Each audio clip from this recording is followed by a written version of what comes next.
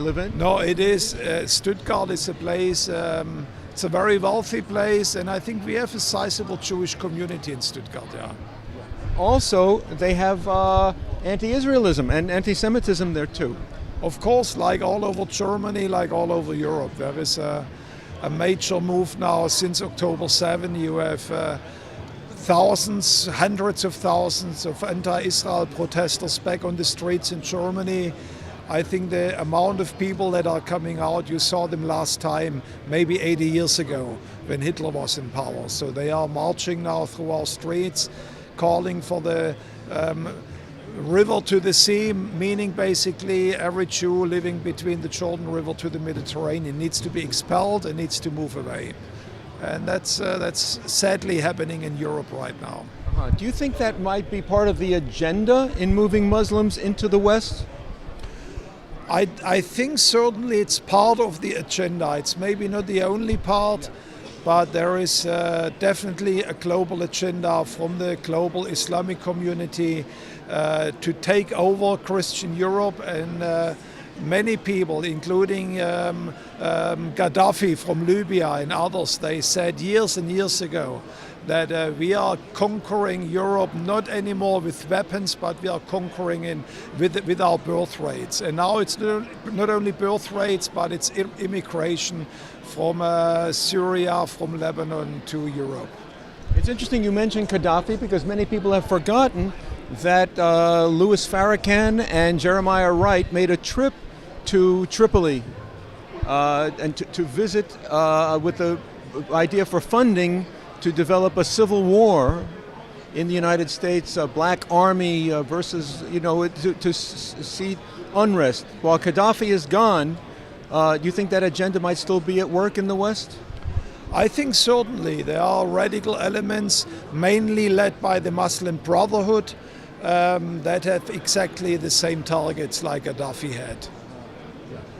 So, what's it like now to see the uprisings throughout European cities, Berlin in particular, in Germany, but London, Paris, these anti-Semitic things, and it isn't just the neo-Nazis anymore. No, it's definitely not only I think the right-wing Nazi type of people that you have, maybe the stereotype in your mind, the leather jackets with the bald hats, etc. I think that's maybe a very small margin of the people you have now. It's the socialist workers groups today. It's high-ranking academics that might join the marches, and of course the Muslim population in Europe. They all are joining forces. They have only one agenda, and that's against Israel. That's against the Jewish people. It's driven by anti-Semitism. And it's quite amazing to see that so contradictory, like very educated professors from Harvard and Oxford, they are joining the forces of the most radical, bigoted Muslim communities to demonstrate against Israel. And at the same time, what you also see is that, and that's another surprising fact, that the Green Party in Germany, for example, which used to be known standing with the Palestinian cause, used to be known as very pro-Palestinian, they actually are making today the most powerful statements in support for Israel. And that's quite amazing to see that. And why is it an unusual marriage? The marriage between the Green Party and the Muslims? No, what I'm saying is that the Green Party, they are coming out in favor of Israel. Israel. They are making statements that are very pro-Israel, yeah. And by Green Party you mean the ecologists? Ecologists, exactly. Well, where are the Christians who are coming out against the anti-Zionists? Whether it be in Europe or in here, there are so many evangelical Christians who are watching these TV programs, but there doesn't seem to be much of an organized opposition, Christian opposition, even just to come out and protest, to counter-protest these both anti-Israel, but also anti-democratic. And I'm saying, patriotic Christian Europeans and Americans.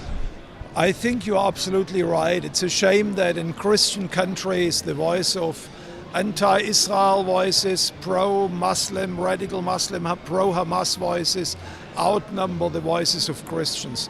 You do have Christian demonstrations all across Europe, in London, in Berlin, in Stuttgart, and in Paris, and in many other places. However, they are dwarfed in numbers by the huge outpouring of multitudes when they are coming to the pro-Hamas rallies.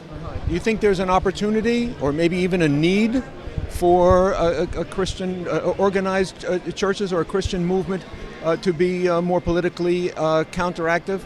Absolutely. I think the churches need to rise up and go out on the street and have a much clearer standing with Israel today. Do you see a parallel to the time of the Crusades to defend Jerusalem? No, I wouldn't say it's the same magnitude yet, but it is something that we need to concern about. And you know, there's a saying in Germany, it's called "Wehre den Anfängen," which basically means you need to start something when it's still small, because once it's growing too much, it's too late. And I think that's the stage we are in right now. We need to become active now, otherwise it might be too late and you might end up in a crusade type situation. One last political question. So the EU seems to be pushing this notion for a Palestinian state. Now people can understand, well, maybe President Biden, the Democrats, need Michigan in order to win. But why would the Europeans be abandoning in Germany in particular, who's been so supportive of Israel all this time, to push for what would be an Islamist jihadist state right in Israeli territory?